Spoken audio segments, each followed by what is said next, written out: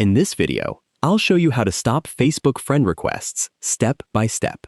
If you're receiving too many friend requests from people you don't know, you can adjust your privacy settings to limit who is allowed to send you requests.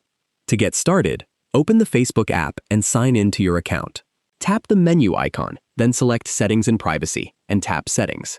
Scroll down to the Audience and Visibility section and open How People Find and Contact You. Next, tap Who Can Send You Friend Requests. You'll typically see two options, Everyone and Friends of Friends. Select Friends of Friends to reduce unwanted requests.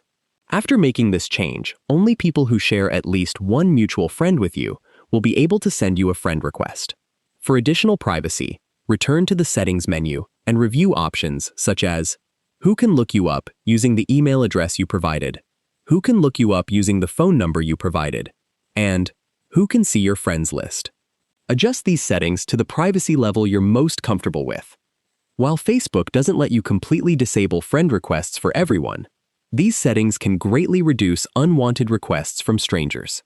If you found this video helpful, please like the video and subscribe to the channel for more easy app tutorials.